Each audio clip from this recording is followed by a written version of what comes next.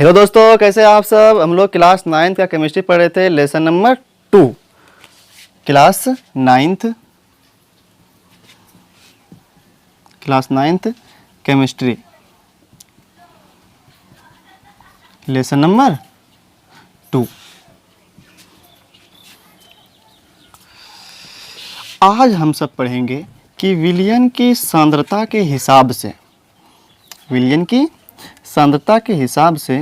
विलयन कितना प्रकार का होता है।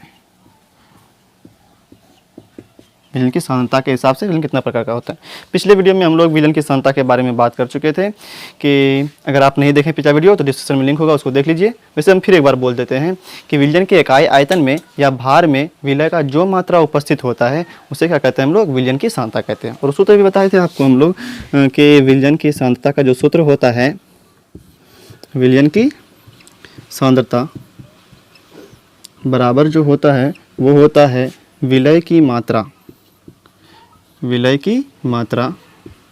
बटे विलयन की मात्रा। विलयन की मात्रा गुना 100 होता है। ठीक, इसके बारे में बात कर चुके थे। इस पे हम लोग न्यूमेरिकल सॉल्व भी किए थे 2 ठो। ठीक, आज हम लोग पढ़ेंगे कि विलयन की सांद्रता के हिसाब से विलयन को कितने भागों में बांटा गया है। तो विलयन को 3 भागों में बांटा गया है। पहला का नाम असंतृप्त विलयन,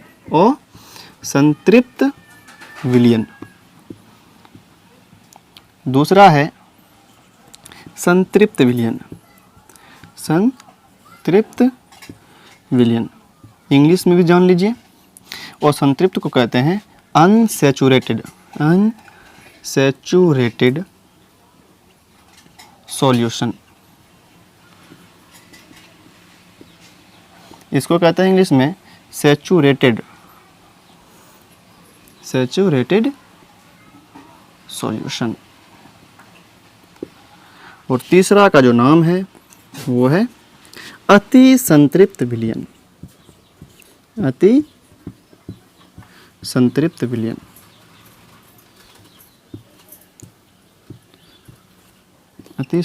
इसको कहते हैं इंग्लिश में सुपर सैचुरेटेड सॉल्यूशन।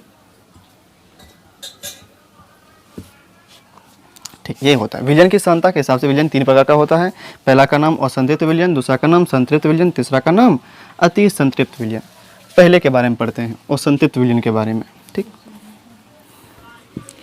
असंतृप्त विलयन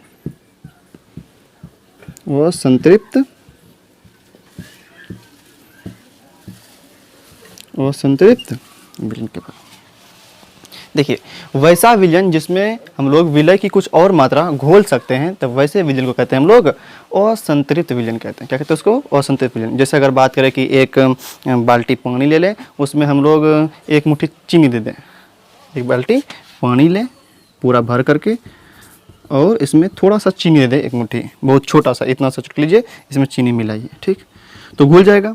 तो अभी क्या कर सकते हैं हम लोग, इस विलयन तो बन गया, इस विलयन में हम और भी चीनी घोल सकते हैं, क्योंकि पूरा बाल्टी भर के पानी लिए हैं तो हम लोग उसमें और भी चीनी घोल सकते हैं। तो ये क्या कहलाएगा? असंतृप्त विलयन कहलाएगा, क्योंकि हम लोग इसमें इस विलयन में कुछ और मात्रा घोल सकते हैं। और घोल दिए थोड़ा सा, ठीक, थोड़ा सा और चीनी लिए उसमें घोल दिए। ठीक, अभी भी क्या कर सकते हैं, इसमें पानी बहुत है तो और हम चीनी घोल सकते हैं। तो जब तक हम चीनी इसमें घोल सकते हैं तब तक वो क्या कहलाएगा? असंतृप्त विलयन कहलाएगा। क्या कहलाएगा? असंतृप्त विलयन। मतलब क्या? वैसा विलयन जिसमें हम लोग कुछ विलय का मात्रा और घोल सकते हैं, वैसे विलयन को क्या कहते हैं हम लोग? असंतृप्त विलयन। परिभाषा याद हुआ?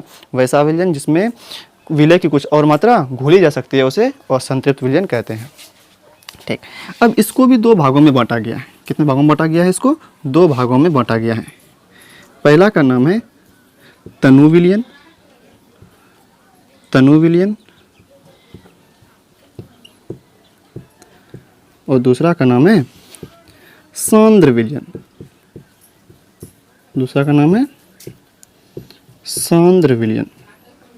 तनु विलयन और सांद्र विलयन। इसको इंग्लिश में कहते हैं डाइल्यूट सॉल्यूशन।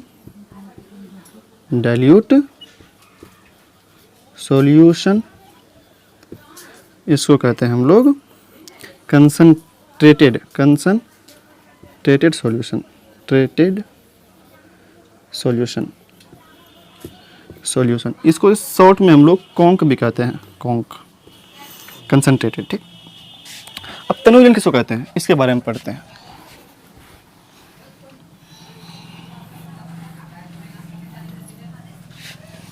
तनु विलयन,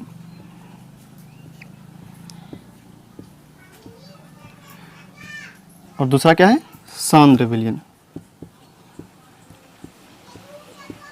सांद्र विलयन, तनु विलयन में क्या होगा कि दोनों ही असंतृप्त विलयन है। दोनों क्या है, असंतृप्त विलयन है। अगर बात करें ऐसे कि एक बाल्टी पानी लिए भर के, फिर दूसरा बाल्टी लिए, एक बाल्टी पानी भर दिए इसमें, ठीक।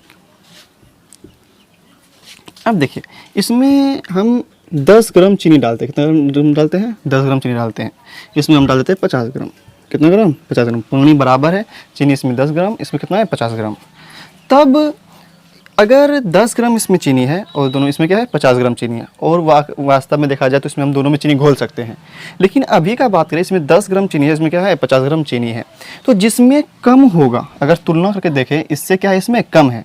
तो जिस असंतृप्त विलयन में अपेक्षाकृत विलय का मात्रा क्या हो, कम हो, उसको कहते हैं हम लोग तनु विलयन। अगर दोनों का बात की तुलना करें दोनों से, इसमें कम घुला हुआ है तो ये तनु हो गया। ये क्या हो गया, तनु विलयन हो गया। ये क्या हो गया, तनु विलयन। और जिसमें अपेक्षाकृत, अपेक्षा अगर तुलना करके देखें, इसमें जिसमें ज़्यादा घुला होगा उसको क्या कहेंगे हम लोग, सांद्र विलयन। क्या कहेंगे उसको, सांद्र विलयन। मतलब वैसा विलयन जिसमें अपेक्षाकृत क्या हो, विलय की मात्रा ज़्यादा घुला हो। जिसमें अपेक्षाकृत क्या हो, ज़्यादा घुला हो विलय, विलय नहीं सॉरी, तनु विलयन में क्या होगा, विलय अपेक्षाकृत कम घुला होगा, और सांद्र विलयन में अपेक्षाकृत ज़्यादा। तनु विलयन में क्या होगा, विलय अपेक्षाकृत कम घुला होगा, कम घुला होगा। परिभाषा से बोलेंगे कि वैसा असंतृप्त विलयन जिसमें अपेक्षाकृत विलय कम घुला होता है उसे क्या कहते हैं हम लोग, तनु विलयन कहते हैं। और सांद्र में क्या बोलना है, वैसा असंतृप्त, क्योंकि ये असंतृप्त विलयन का ही प्रकार है, तो बोलेंगे वैसा असंतृप्त विलयन जिसमें विलय की मात्रा अपेक्षाकृत ज़्यादा घुली हो। क्या हो इसमें, इसमें क्या होगा, ज़्यादा घुला हुआ होगा, ज़्यादा घुला हुआ होगा।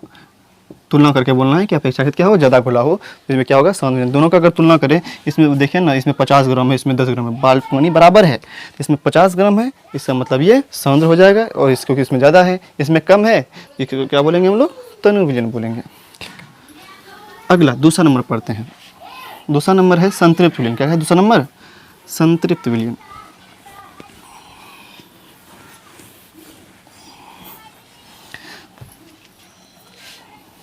दूसरा क्या है, संतृप्त विलयन। इंग्लिश में क्या कहते हैं इसको, सैचुरेटेड सॉल्यूशन। देखिए एक बाल्टी पानी लिए, इसी समझ में आएगा, बाल्टी से समझ में आएगा। एक बाल्टी पानी लिए, ठीक, इसमें एक मुट्ठी लिए चीनी डाल दिए, एक मुट्ठी चीनी क्या कर दिए, डाल दिए, घुमा दिए, घुल गया, ठीक। और क्योंकि ये अभी भी इसमें और घुलेगा चीनी, मतलब ये क्या अभी ये असंतृप्त विलयन है, इसमें और अभी चीनी हम घोल सकते हैं। थोड़ा और लाए, दे दिए, घोल दिए, घुल गया, पूरा घुल गया, मतलब ये असंतृप्त विलयन, क्योंकि इसमें और विलय का मतलब घुल रहा है अभी तक। फिर आए एक मुट्ठी और दे दिए, अभी देखते घुल गया भाई। जब तक घुल जाएगा वो क्या होगा, संतृप्त विलयन हो जाएगा।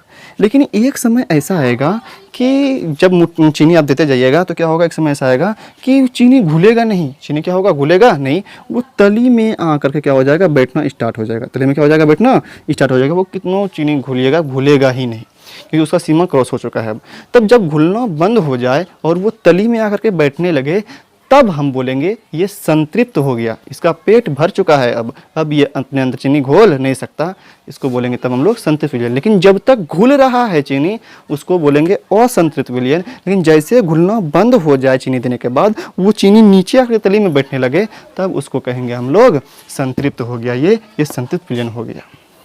समझ में आया बात, मतलब क्या, अगर संतृप्त विलयन हो जाए तब उसमें क्या कर सकते हैं हम लोग, चीनी और घोल नहीं सकते, विलय की मात्रा कुछ और घोल नहीं सकते। तो परिभाषा कैसे बोलेंगे कि वैसा विलयन जिसमें विलय की और मात्रा घोली नहीं जा सकती हो, वैसा विलयन जिसमें विलय की कुछ और मात्रा घोली नहीं जा सकती हो, उसे हम लोग संतृप्त विलयन कहते हैं। ठीक, इसमें हम लोग घोल नहीं सकते। ठीक, अगला पढ़ते हैं, अति संतृप्त विलयन। अति संतृप्त विलयन, अति संतृप्त विलयन। देखिए अति संतृप्त विलयन क्या होता है। पहले क्या पढ़े कि ये बाल्टी लिए, बाल्टी लिए, ठीक, बाल्टी लिए, इसमें एक मुट्ठी चीनी दिए, घुल गया। ये क्या चीनी दी गई, ये क्या हो गया, घुल गया, ठीक, ये संतृप्त विलयन हो गया। और इसमें थोड़ा मुट्ठी दिए, चीनी घुल गया। एक समय ऐसा आएगा कि चीनी क्या हो जाएगा, तली में आकर के बैठना स्टार्ट हो जाएगा, मतलब वो संतृप्त हो जाएगा। तब वैसे विलयन कहेंगे हम लोग संतृप्त कहेंगे। जब तक घुल रहा था बोलेंगे असंतृप्त, जब घुलना बंद हो जाए चीनी, तली में बैठने लगे, तब बोलेंगे संतृप्त। लेकिन अब क्या करेंगे, और संतृप्त में क्या होगा कि अगर देखते चीनी जितना देर घुल नहीं रहा है ये, तब क्या करेंगे, इसको हम चूल्हा पे रख देते हैं। क्या करते हैं हम लोग, चूल्हा पे रख देते हैं, बर्नर की सहायता से चूल्हा पे रख देते हैं, जला गर्म करते हैं इसको। तो देखेंगे जिसे गर्म करेंगे तो देखेंगे जो चीनी तल में बैठा हुआ था वो भी कुछ देर क्या हो जाएगा, घुल जाएगा। वो भी चीनी क्या हो जाएगा, पहले वो संतृप्त विलयन था, चीनी घुल नहीं रहा था, तली में आकर बैठ रहा था, लेकिन जैसे गर्म करेंगे वो क्या हो जाएगा, चीनी घुलना स्टार्ट हो जाएगा। और ये कम करता है हलवाई वाला। कौन करता है, हलवाई वाला। देखिएगा कि उसमें चीनी अगर समान तौर पर घोला जाए शरबत में, देखिएगा शरबत में जैसे चीनी घोलेंगे तो कुछ देर के बाद क्या होता है, वो नीचे बैठ जाता है। लेकिन हलवाई साहब क्या करता है, उसको गर्म करता है आंच पे रस बनने के लिए।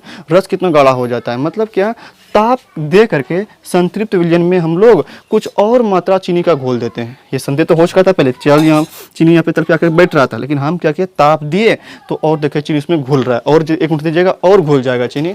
मतलब ये क्या, संतृप्त विलयन में भी हम घोल दिए। कैसे, ताप की सहायता से। अगर संतृप्त विलयन में ताप की सहायता से हम घोल देंगे तब वैसे विलयन को कहते हैं हम लोग अति संतृप्त विलयन। उम्मीद करते हैं आपको समझ में आया होगा। अगर आपको समझ में आया है तो वीडियो को लाइक कर दीजिएगा और चैनल को सब्सक्राइब कर दीजिएगा। मिलते हैं अब अगले वीडियो में।